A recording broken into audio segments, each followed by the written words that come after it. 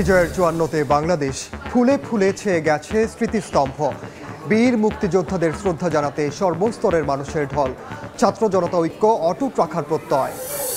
নষ্টের পথে কোটি কোটি টাকার মেশিন, বেসরকারি প্রতিষ্ঠানের কাছে জিম্মি রোগীরা। ব্যাকফিডের অপেক্ষায় পটুয়াখালীর তাপ বিদ্যুৎ কেন্দ্র উৎপাদনে যেতে চায় ৩ সপ্তাহের মধ্যে। জুনে দ্বিতীয় ইউনিটের বিদ্যুৎ জাতীয় গ্রিডে সরবরাহের আশা। এবং হাসিনা সরকার পতনের পর বরগুনায় বন্ধ ২৬টি সেতুর নির্মাণ কাজ। নৌযান চলাচল বন্ধ থাকায় ভোগান্তি চরমে। চুক্তি বাতিলের হুঁশিয়ারি এলজিইডির।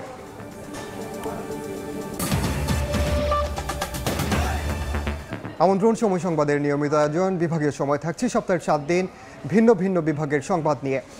আজ থাকছে বরিশাল বিভাগ, সঙ্গে আছি আমি ওমর ইনান। বর্ণাঢ্য আয়োজনে মহান বিজয় দিবস উদযাপন হচ্ছে বরিশালে। প্রত্যুষে ৩১ বার তোপধ্বনির মধ্য দিয়ে শুরু হয় আনুষ্ঠানিকতা। দিনভর নানা কর্মসূচিতে শ্রদ্ধা ভরে স্মরণ করা হয় জাতির শ্রেষ্ঠ সন্তানদের। সুমন হাসানের তোলা ছবিতে অপূর্ব রিপোর্ট। বিজয়ের ৫৩ বছর পূর্ণতার ভোরে বরিশালে নগরবাসী জড়ো হন শহীদ মুক্তিযোদ্ধা স্মৃতিফলকে। ফুলে ফুলে ঢেকে যায় জাতির শ্রেষ্ঠ সন্তানদের স্মৃতিস্তম্ভ।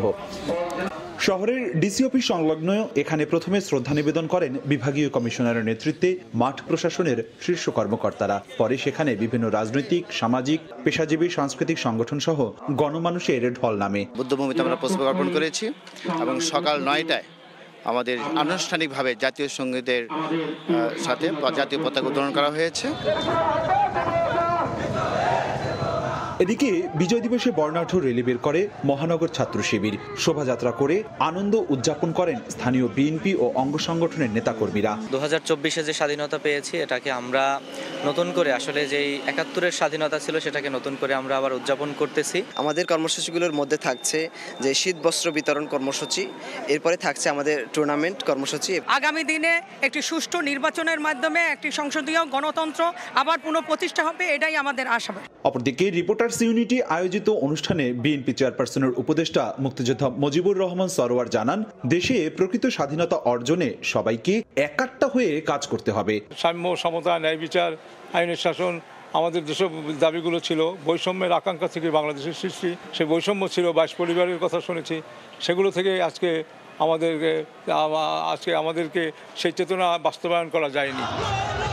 এছাড়া পটুয়াখালী, ভোলা, ঝালকাঠি, পিরোজপুর, বরগুনায় নানা আয়োজনে মহান বিজয় দিবস উদযাপন করা হচ্ছে বর্ণিল আয়োজনে। অপূর্ব অপু, সময় সংবাদ, বরিশাল। বছরের পর বছর বরিশাল বিভাগের সরকারি হাসপাতালগুলোতে অচল পড়ে আছে স্বাস্থ্য পরীক্ষার বিভিন্ন যন্ত্রপাতি। কোটি কোটি টাকার মেশিনপত্র থাকলেও রোগ নির্ণয়ে হয় না অনেক পরীক্ষা। এতে বেসরকারি প্রতিষ্ঠানের কাছে জিম্মি রোগীরা। অপূর্ব অপুর আরও একটি রিপোর্ট। দক্ষিণাঞ্চলের এটি একমাত্র ক্যাথ ল্যাব। এনজিওগ্রাম, হার্টের রিং বসানো, পেসমেকার বসানো হয় এই যন্ত্রে। বরিশাল শেরেবাংলা মেডিকেল কলেজ হাসপাতাল বাদে বিভাগের ৬ জেলার কোথাও নেই এই মেশিন। ২০১৪ সালে কয়েক কোটি টাকা মূল্যের ক্যাথ ল্যাবটি স্থাপন হলেও মাত্র ৫ বছরের মাথায় বন্ধ হয়ে যায়। এতে বাড়তি টাকায় রাজধানীতে যেতে হয় চিকিৎসা নিতে। মেশিনটা ছাড়ার পরে ২ দিন চলছে, আবার মেশিন নষ্ট। ১৩-১৪ সাল থেকে এমআরআই মেশিনটা সম্পূর্ণ অকেজ। প্রতি বছরই মেশিনের জন্য অফিসিয়ালি চাহিদা দেয়, কিন্তু আসলে পাচ্ছি না। এই জন্য আমাদের রোগীরা অনেক কষ্টে আছে। দক্ষিণ বাংলায় একটা মাত্র এনজিওগ্রাম, এখন মেশিনের কিছু প্রবলেম আছে। বরিশালে ভোগান্তি শেষ নেই রোগী ও তাদের স্বজনদের। শেরেবাংলা মেডিকেল কলেজ হাসপাতালের এমআরআই মেশিন অচল গত ১০ বছর ধরে। হার্টের পেসমেকার বসানোর টিপিএম যন্ত্র আছে, তবে অচল ১ যুগ ধরে। সিটি স্ক্যান মেশিন ২টি থাকলেও একটি অচল, যেটি আছে সেটিরও ৩ মাস ধরে এক্সরের প্লেট নেই। ক্যান্সার, রেডিওথেরাপি দেওয়ার টেলিকোবাল্ট দামি মেশিন অচল ৯ বছর ধরে। যন্ত্রপাতি সেগুলো তো নষ্ট হতেই পারে, নন ফাংশনিং হতে পারে, কিন্তু এরকম যখনই যা আসে আমরা ইনস্ট্যান্ট আমাদের উদ্যোগনা কর্তৃপক্ষে আমরা জানাই দিই। প্রান্তিক পর্যায়ের গল্প আরও করুন। ৪ মাস ধরে ঝালকাঠি সদর হাসপাতালটির এক্সরে মেশিনটি বিকল। আল্ট্রাসোনোগ্রাম মেশিনটিরও একই দশা। বেশিরভাগ পরীক্ষা হয় না প্যাথোলজি বিভাগে। রোগ নির্ণয়ে পরীক্ষা নিরীক্ষার জন্য ধনী গরিব সবাইকেই নির্ভর করতে হয় বেসরকারি প্রতিষ্ঠানের উপর। আমাদের এক্সরে ফিল্ম নাই, প্রায় ৪ মাস কাছাকাছি হয়েছে। অ্যানালাইজার মেশিন ২টি নষ্ট থাকার জন্য কিছু কিছু বায়োকেমিক্যাল পরীক্ষা করা যাচ্ছে না। এই বছরের জুন মাসে আমাদেরকে 2টি নতুন মেশিন দিয়েছেন, তা স্থাপনের জন্য আমরা নিমুকে চিঠি দিয়েছি, কিন্তু এখন পর্যন্ত আমরা তাদের কাছ থেকে কোনো ধরনের সাড়া পাইনি। পটুয়াখালী 250 শয্যার হাসপাতালে রোগ নির্ণয়ে প্রয়োজনীয় যন্ত্রপাতি থাকলেও অনেকগুলোই নষ্ট। ছোট বড় 6টি এক্সরে মেশিনের মাত্র 2টি সচল। একই চিত্র কুয়াকাটা, দশমিনা সহ বিভিন্ন স্বাস্থ্য কমপ্লেক্সের। তাদের লোক নাই, তাদের দেখতে মেশিন আছে কিন্তু চালু নাই। ব্লাড টেস্ট বাইরে থেকে করতে হয়েছে, প্রস্রাব টেস্ট জায়গা থেকে করছে, আলট্রাসাউন্ড বাইরে থেকে করতে হয়েছে। বিভাগের বিভিন্ন হাসপাতালে কিছু কিছু মেশিন অকেজ অবস্থায় আছে অনেকদিন পর্যন্ত, সেইগুলো সারানোর জন্য আমরা বিভাগীয় এবং জেলা পর্যায় থেকে এবং হাসপাতাল কর্তৃপক্ষ উদ্যোগ নিয়েছে। বরিশালের 6 জেলায় 6টি হাসপাতাল এবং বিভিন্ন উপজেলায় 34টি স্বাস্থ্যসেবা কেন্দ্র রয়েছে। অপূর্ব অপু, সময় সংবাদ, বরিশাল। এ বিষয়ে বিস্তারিত জানাতে শের-ই-বাংলা মেডিকেল কলেজ হাসপাতালে আছেন সহকর্মী অপূর্ব অপু, তার সঙ্গে আছেন হাসপাতালটির পরিচালক brigadier general doctor AKM Mashiul Monir. সরাসরি যাচ্ছে সেখানে। অপু,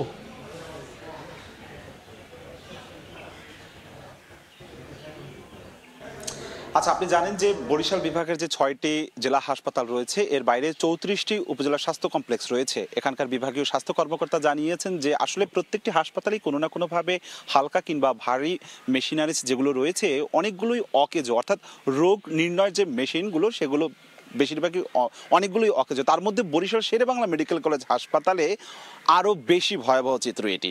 এই বরিশাল শের-ই-বাংলা মেডিকেল কলেজ হাসপাতাল কাগজে কলমে 1000 বেডের, কিন্তু হাসপাতালটিতে প্রতিদিন রোগী থাকে প্রায় গড়ে 3000। এ বিষয়ে আমরা বিস্তারিত কথা বলবো। এই হাসপাতালে নবনিযুক্ত পরিচালক হিসেবে দায়িত্ব নিয়েছেন brigadier general doctor AKM Mashiul Monir. পরিচালক হিসেবে আপনাকে স্বাগত জানাচ্ছি। আপনি জানেন যে এই হাসপাতালটিতে আপনি বলছেন যে কাগজে কলমে 1000 বেডের হলেও 3000 রোগী থাকে। সেবা দিতে আপনাদের কীরকম বেগ পেতে হয়? তাছাড়া যে রোগ নির্ণয়ের যে মেশিনারিজগুলো রয়েছে অনেকগুলোই আপনি জানিয়েছেন যে অনেকগুলোই অচল অবস্থা রয়েছে বা সচল যেগুলো রয়েছে সেগুলো তো নানান ধরনের সীমাবদ্ধতা রয়েছে। একটু যদি বিস্তারিত জানান আমাদেরকে, এই সমস্যার সংকটের সমাধান কিভাবে? আচ্ছা, ধন্যবাদ মিস্টার অপু। আমি আজকে বিজয় দিবস সবার শুরুতে বাংলাদেশের যারা এই দেশ স্বাধীন করার ক্ষেত্রে যারা শহীদ হয়েছেন এবং যারা মুক্তিযুদ্ধ পরবর্তীতে বিভিন্নভাবে দেশকে সহায়তা করেছেন, মারা গেছেন, তাদের সবার রুহের মাগফিরাত কামনা করি। বিশেষভাবে আমি স্মরণ করি আমাদের যে বহু ডাক্তার, মেডিকেল স্টুডেন্ট, নার্স এবং বিভিন্ন মেডিকেল সহকারী যারা বিভিন্ন সময় শহীদ হয়েছেন, যুদ্ধের সময় যারা সক্রিয় অংশগ্রহণ করেছেন, এবং তাদের জন্য আজকে আমরা স্বাধীন দেশে, আমি ব্রিগেডিয়ার জেনারেল, আমি একটা বড় একটা হাসপাতালের পরিচালক, না হলে এখানে অন্য একজন পাঞ্জাবি, খাজা এসব কেউ থাকতো। আসলে সেটা তো ঠিকই, কিন্তু আমরা এখন আসলে স্বাধীনতার বিজয়ের 53 বছর হয়ে গেল, তারপরেও তো আমরা স্বাস্থ্য সেবাটা কাঙ্ক্ষিত অর্থে যেতে পারছি না। কেন যেতে পারছি না? সমাধানের পথটা কি? আচ্ছা, তো এখন আমি মূল প্রসঙ্গে আসি যে রোগ নির্ণয়ের যে মেশিনের কথা আপনারা বললেন, এখানে 2 ধরনের মেশিন আছে, একটা হচ্ছে রেডিওলজিক্যাল, একটা হচ্ছে প্যাথোলজিক্যাল। আমি রেডিওলজিক্যালটা বাদ দিলাম, প্যাথোলজি নিয়ে কথা বলি। আসলে মেডিকেল সায়েন্স যেভাবে ডেভেলপ করতেছে, র্যাপিড প্রোগ্রেশন, নতুন নতুন মডেলের জিনিসপত্র আসে। তো এখন রোগ নির্ণয়ের বিষয়গুলো নষ্ট থাকে 2টো কারণে। একটা হতে পারে যে মেশিনটা আসলেই অচল, আর একটা মেশিন সচল আছে কিন্তু কাঙ্ক্ষিত রিয়েজেন্ট আমার কাছে আসতেছে না, সময় মতো আসতেছে না। তো এখানে অচল আছে বেশ কিছু, অনেক আইটেম দেখলাম, আর রিয়েজেন্টের একটা বড় সমস্যা আছে। এখন রিয়েজেন্টের সমস্যাটা যদি আমরা আর্লি প্রকিউরমেন্ট করি সেক্ষেত্রে কিছু সমাধান করা যাবে। আর টেন্ডার দেরি হয়েছে দেখলাম আমি, এই বিভিন্ন কারণে দেরি হয়ে গেছে। তো এটা আমরা ইমিডিয়েটলি অলরেডি কাজ করছি যে রিয়েজেন্টগুলো আসলে আমরা সার্ভিসটা কিছুটা পাবো। আর ইনস্ট্রুমেন্টের ক্ষেত্রে বড় একটা সীমাবদ্ধতা হচ্ছে যে ইনস্ট্রুমেন্টগুলো যখন আমরা প্রকিউর করি বা আমরা সাপ্লাই পাই CMSD থেকে, যারা সাপ্লাই করে এদের সিকিউরিটি মানি সেভাবে আমাদের কাছে থাকে না, যার ফলে যখন তাদেরকে ডাকা হচ্ছে, তাদের ওয়ারেন্টি পিরিয়ড আছে বা ডাকা হচ্ছে, তারা কিন্তু সেভাবে রেসপন্স করে না। তো এইখানে আমার মনে হয় একটু বিকেন্দ্রীকরণের প্রয়োজন আছে, যে মেডিকেল কলেজগুলো সিকিউরিটি মানিটা তাদেরকে আমাদের কাছে থাকতে হবে, তারা যেন সামহাতে আমাদের কাছে দায়বদ্ধ থাকে, না হলে তারা জাস্ট মেশিনটা দিয়ে চলে যাবে, কিন্তু পরবর্তীতে মনিটরিং, ফিডব্যাক, মেনটেনেন্স এগুলো কিন্তু তখন আমাদের হ্যান্ডস টাইট হয়ে যায়। এই একটা ব্যাপার। আর আরেকটা জিনিস দেখলাম যে ইমার্জেন্সি প্রকিউরমেন্টের ক্ষেত্রে, ইমার্জেন্সি যে আমি রিয়েজেন্টটা কিনবো সেক্ষেত্রেও কিছু সীমাবদ্ধতা আছে। এগুলো আমরা আর্লি যদি প্ল্যান করি, আশা করি সামনের দিনগুলোতে অনেকখানি ইজি হবে। আর আরেকটা বিষয় আছে, অনেক সময় আমি আমার আগের অভিজ্ঞতা থেকে দেখেছি যে মেশিনের ছোটোখাটো প্রবলেম যেটা আমরা খুব সহজে ঠিক করতে পারি, কিন্তু এক্সপার্টিস না থাকার কারণে এটা বন্ধ হয়ে থাকে। মেশিন কিন্তু ভালো আছে, ছোট্ট একটা প্রবলেমের কারণে নষ্ট হয়ে মানে সার্ভিসটা আমরা পাচ্ছি না, সেই সার্ভিসটা অন্য কেউ দিচ্ছে, অন্য কেউ তাদের লাভ হচ্ছে, বাট আলটিমেটলি জনগণের লুজার হচ্ছে।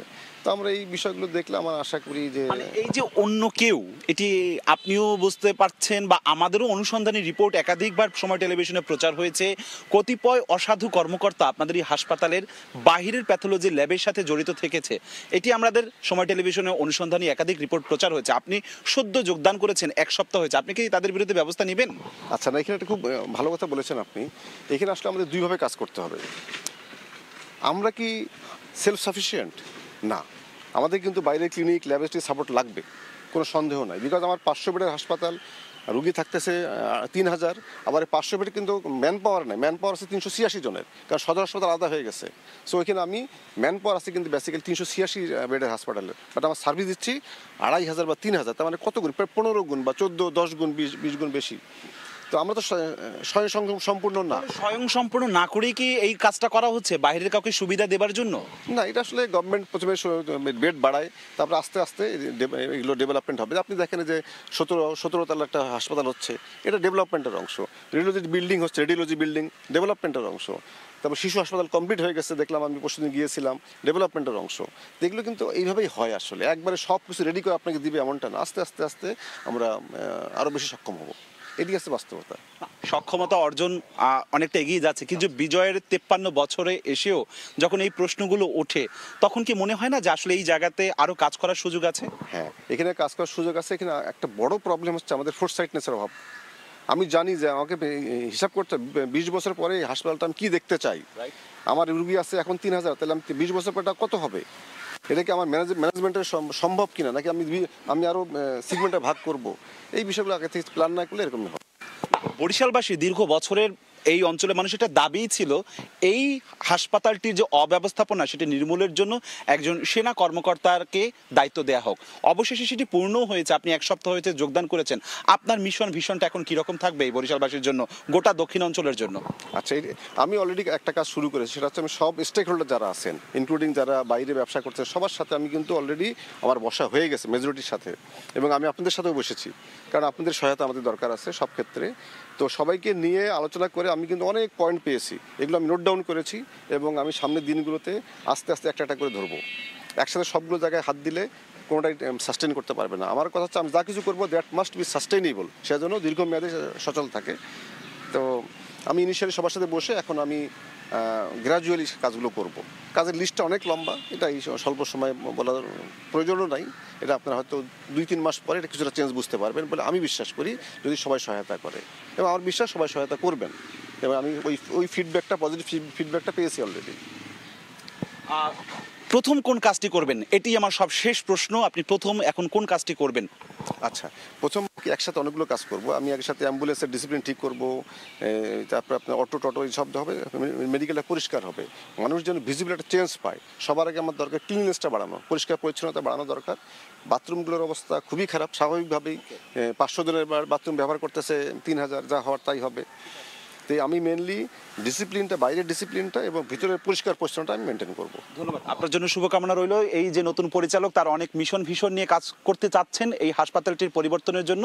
সেটি সবার প্রত্যাশা যে এই হাসপাতালটি যেন সত্যিকার অর্থেই মানুষের স্বাস্থ্যসেবা নিশ্চিত করে। শুধুমাত্র বরিশাল শেরেবাংলা মেডিকেল কলেজ নয়, বরিশাল বিভাগের যে অন্যান্য হাসপাতালগুলো রয়েছে সেখানেও কিন্তু রোগ নির্ণয়ের যন্ত্রপাতিগুলো অনেকগুলোই অচল অবস্থা রয়েছে। সংশ্লিষ্ট হাসপাতাল কর্তৃপক্ষ বলছে তারা চিঠি চালাচালি করছে মন্ত্রণালয়ের সাথে, কিন্তু কার্যকর কোনো সমাধান হচ্ছে না। সেই সমাধানটি চাচ্ছে এখানকার স্থানীয় পর্যায়ে যারা নেতৃত্ব দিচ্ছেন বা পরিচালনা করছেন স্বাস্থ্য বিভাগে।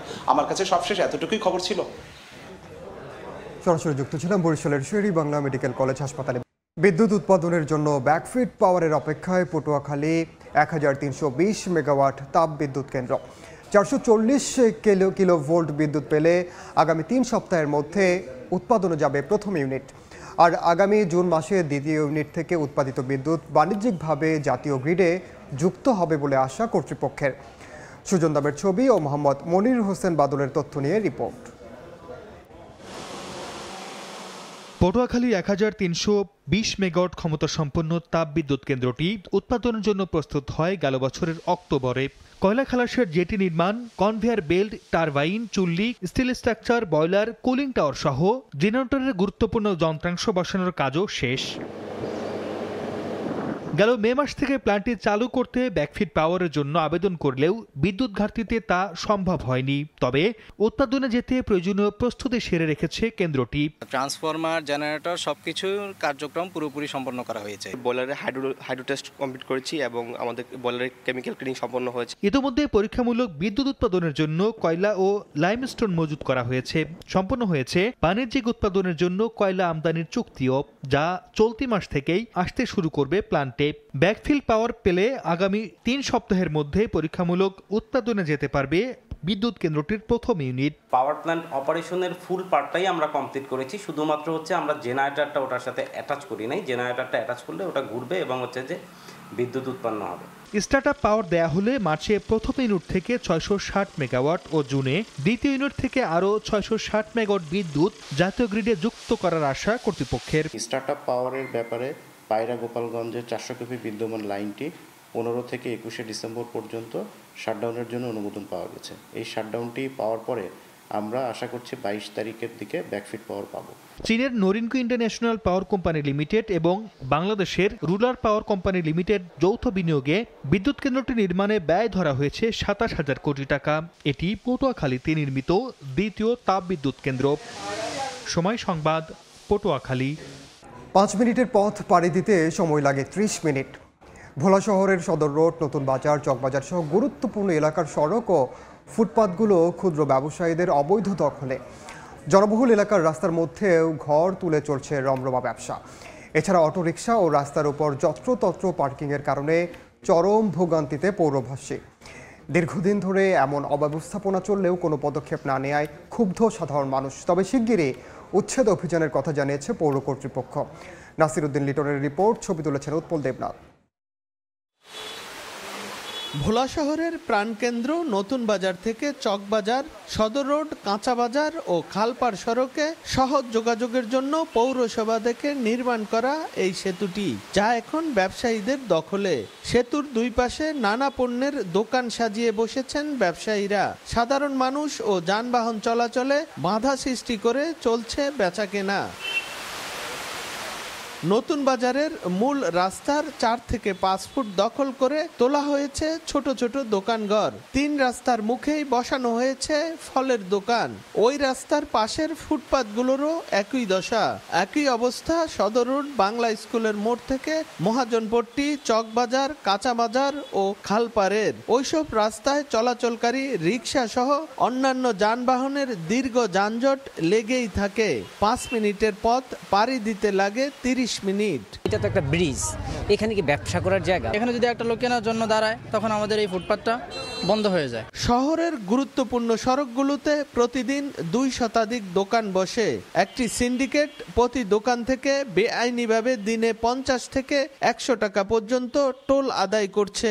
দোকানটা যে এখানে পিয়াস ভাই নেয় 50 টাকা করে, সবাই বসে, আমরা ওইরকম বসি। তবে রাস্তার মধ্যে দোকানগুলো অপসারণ ও যানজট লাঘবে কার্যকরী ব্যবস্থা নেয়ার কথা জানিয়েছে পুলিশ ও পৌর কর্তৃপক্ষ।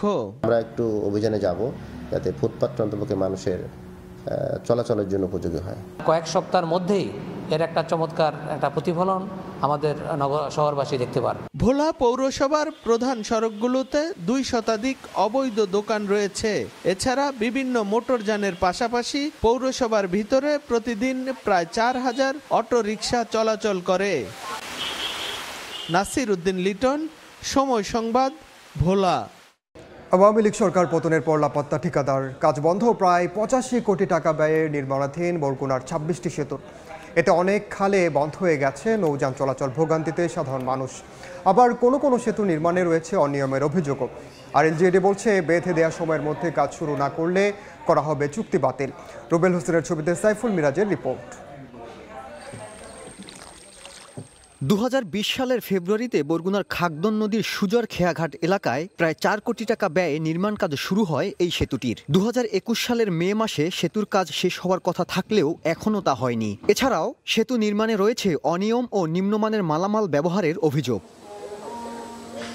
সেতুটি নির্মাণ কাজের শুরু থেকেই খাগদন নদীতে বন্ধ হয়ে গেছে নৌযান চলাচল। 1 বছরের কাজ 4 বছরেও শেষ না হওয়ায় ভোগান্তির শিকার হচ্ছেন স্কুলগামী শিক্ষার্থী সহ স্থানীয় বাসিন্দারা। একই অবস্থা জেলার 26টি সেতুর। স্থানীয়রা জানান, আওয়ামী লীগ সরকার পতনের পর অনেক সেতুর ঠিকাদারি লাপাত্তা। সাইকেল নিয়ে আসতে পারি না এই ব্রিজের কারণে, তাই হাঁটতে যাইতে হয় আমাদের। এই খালটা যে চলাচলতি বন্ধ হয়ে গেছে, এরকম হুইয়ে বইয়ে যাওয়া লাগে। এলজিইডি জানায়, নির্মাণাধীন সেতুগুলোর সংশ্লিষ্ট ঠিকাদারের সঙ্গে যোগাযোগ করা হয়েছে। বেঁধে দেওয়া সময়ে কাজ শুরু না করলে চুক্তি বাতিল করা হবে। যারা এখন পর্যন্ত কাজে আসেনি প্রত্যেককে চুক্তি বাতিলের যে পর্যায়গুলো সমস্ত ব্যবস্থা নেওয়া আছে। এলজিইডির তথ্য অনুযায়ী নির্মাণাধীন সেতুগুলোর মধ্যে সদর উপজেলায় 11টি, আমতলী উপজেলায় 7টি, বেতাগী উপজেলায় 5টি এবং তালতলী, পাথরঘাটা ও বামনা উপজেলায় 1টি করে সেতু রয়েছে। সাইফুল মিরাজ, সময় সংবাদ, বরগুনা। একসময় ট্রেনে হকারি করা ওষুধ বিক্রেতা বাবুল খান কয়েক বছরে হয়েছেন আঙ্গুল ফুলে কলা গাছ। এলাকাবাসীর অভিযোগ, রাজনৈতিক ক্ষমতায় এলাকার গডফাদারে পরিণত হয়েছেন তিনি। হাতুড়ি আর মুগুর বাহিনীর দিয়ে এলাকায় গড়েছেন মাদকের সাম্রাজ্য। টাকা আর প্রভাব খাটিয়ে স্বামী স্ত্রী দুজনেই হয়েছেন ইউপি সদস্য। তবে সব অভিযোগ অস্বীকার করেছেন বাবুল খান। তার বিরুদ্ধে থানায় বিস্ফোরক সহ একাধিক মামলা রয়েছে। জিয়াউল হকের পাঠানো তথ্য ও ছবি নিয়ে রিপোর্ট। পিরোজপুরের নাজিরপুরের শেখ মাটিয়া ইউনিয়নের 7 নম্বর ওয়ার্ডের সদস্য মোহাম্মদ বাবুল খান 2008 সালে আওয়ামী লীগ সরকার গঠনের পর স্থানীয় এমপি AKM আওয়ালের ঘনিষ্ঠ হিসেবে পরিচিত হয়ে ওঠেন তিনি। এলাকাবাসীর অভিযোগ, রাজনৈতিক প্রভাব খাটিয়ে বাবুল খান গড়ে তোলেন বিশাল মাদকের সাম্রাজ্য। নিজ জমিতে করেন গাঁজার চাষ। নিকটাত্মীয় স্বজন দিয়ে গড়ে তোলেন বিশাল ক্যাডার বাহিনী, যারা প্রতিনিয়ত সরকারি বেসরকারি জমি দখল করছে। এসব প্রভাবের বদৌলতে প্রথমে বাবুল খান নিজে হয়েছেন ইউপি সদস্য, এরপর 2 বার স্ত্রীকেও বানিয়েছেন মহিলা ইউপি সদস্য। তাদের বিপরীতে নির্বাচন করলে টর্চার সেলে নির্যাতন করা হতো বলেও অভিযোগ অনেকের। আমারে অনেক টর্চারিং করছে, মারধর করছে। আমার যত জায়গা জমি ছিল, অর্থ সম্পদ ছিল, সবকিছু লুটপাট করে ওরা নিয়ে গেছে। সরকারি জায়গা, সরকারি ঘের, ওনার লোকজন দিয়া, ওনার স্বামী স্ত্রী উভয় মিলা উনি এইগুলাকে গ্রাস করেছেন। এই ঘেরটার ভিতরে উনি গাঁজা চাষ করত। আমার যেভাবে অত্যাচার করছে, এরমের আমার মতো মানুষ বেঁচে থাকার কথা না। তার নির্যাতন থেকে বাদ যায়নি 7ম শ্রেণীর শিক্ষার্থীও। দেয়া হয়েছে ডাকাতি সহ 5টি মামলা। এছাড়া এলাকার আবাসন থেকে ঘর প্রতি 40 থেকে 50 হাজার টাকা চাঁদা নেওয়ার অভিযোগ বাবুল খানের বিরুদ্ধে। যখন আমি 7-এ পড়ি, তখন বাবুল খানের নির্দেশে 20 থেকে 30 জন লোক এলোপাতিভাবে মারধর করে, হাত পায়ে লোহা ঢুকানো হয়েছিল। তার বিরুদ্ধে কেউ কথা বলতে পারতো না। এইখানে এই আবাসনে প্রতিটা ঘর থেকে চাঁদা নিত। তবে সব অভিযোগ অস্বীকার করে বাবুল খানের দাবি, এলাকাবাসীর জন্য কাজ করায় বারবার তিনি ও তার স্ত্রী ইউপি সদস্য নির্বাচিত হয়েছেন। যদি কেউ বলতে পারে যে আমাদেরকে আটানা পয়সা কখনো কেউ দিছে, তাহলে আমরা জুতার মালা নিয়ে এই রঘুনাথপুরবাসী না, টোটাল নাজিরপুরবাসীর সামনে ঘুরবো। অভিযুক্ত বাবুলের বিরুদ্ধে নাজিরপুর থানায় বিস্ফোরক সহ একাধিক মামলা রয়েছে। উপজেলা নির্বাহী কর্মকর্তা বলছেন, লিখিত অভিযোগ পেলে তদন্ত সাপেক্ষে নেওয়া হবে ব্যবস্থা। এরকম যদি লিখিত অভিযোগ আসে, সেক্ষেত্রে তদন্ত সাপেক্ষে আমরা প্রয়োজনীয় ব্যবস্থা নেব অথবা বিভাগীয় ব্যবস্থার জন্য আমরা পদক্ষেপ নেব। বাবুল খান 3 মেয়াদে এবং তার স্ত্রী রিক্তা আক্তার 1 মেয়াদে ইউপি সদস্য হিসেবে দায়িত্ব পালন করছেন। সময় সংবাদ, পিরোজপুর। ঝালকাঠিতে প্রভাবশালীদের অবৈধ স্থাপনা রেখে নামমাত্র খাল খননের অভিযোগ উঠেছে। অস্বচ্ছ টেন্ডার প্রক্রিয়া, কাজের ধীরগতি ও অব্যবস্থাপনা নিয়েও ক্ষুব্ধ এলাকাবাসী। তবে পৌর কর্তৃপক্ষের দাবি, নিয়ম মেনেই কাজ হচ্ছে। পলাশ রায়ের পাঠানো তথ্য, শামীম হোসেনের ছবি নিয়ে রিপোর্ট। দখল আর দূষণে ঝালকাঠি পৌরসভার 7টি খাল এখন মৃতপ্রায়। শহরবাসীর ময়লা আবর্জনার ভাগাড়ে পরিণত হওয়ার পাশাপাশি প্রভাবশালীরা একটু একটু করে দখল করে নিয়েছে খালগুলোর বিশাল অংশ। পরিবেশ দূষণ ও জলাবদ্ধতা নিয়ে শহরবাসীর ক্ষোভ দীর্ঘদিনের। সেই ক্ষোভে নতুন করে ঘি ঢেলেছে পৌরসভার খনন কাজ। এলাকাবাসীর অভিযোগ, খালের মধ্যে থাকা প্রভাবশালীদের স্থাপনা রেখেই নামমাত্র কাজ চলছে। এছাড়া সীমানা নির্ধারণ না করেই খনন কাজ, টেন্ডারে অংশ নিয়ে একমাত্র ঠিকাদার প্রতিষ্ঠানকে কাজ দেয়া, ধীরগতি ও রাস্তার পাশে ময়লা ফেলে রেখে জনভোগান্তি নিয়েও ক্ষুব্ধ স্থানীয়রা। 18 দিন ধরে বন্ধ রয়েছে, কারা আমাকে অনেক দুর্ভোগ হইতে আছে আর কি। যে সমস্ত প্রভাবশালীরা এই খালের উপরে বিল্ডিং বানাই রাখছে, ঘর বানাই রাখছে, তাদেরকে এখান থেকে অপসারণ করা দরকার। তবে এসব অভিযোগ অস্বীকার করে পৌর কর্তৃপক্ষের দাবি, নিয়ম মেনে সবশেষ বিএস জরিপ অনুযায়ী খাল খননের কাজ চলছে। 6 ফিট আমরা খাল কাটছি, কাজটি যথাযথভাবে হচ্ছে। গত 12 নভেম্বর পৌরসভার নিজ অর্থায়নে 1,33,11,800 টাকা ব্যয়ে শহরের 7টি খাল খননের কাজ শুরু হয়। সময় সংবাদ, ঝালকাঠি।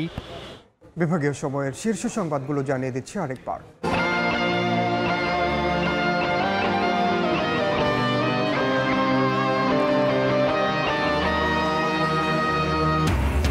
বিজয়ের 54তে বাংলাদেশ ফুলে ফুলে ছেয়ে গেছে স্মৃতিস্তম্ভ। বীর মুক্তিযোদ্ধাদের শ্রদ্ধা জানাতে সর্বস্তরের মানুষের ঢল। ছাত্র জনতা ঐক্য অটুট রাখার প্রত্যয়।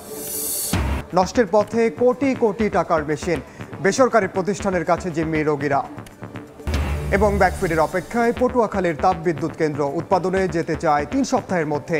জুনে দ্বিতীয় ইউনিটের বিদ্যুৎ জাতীয় গ্রিডে সরবরাহের আশা।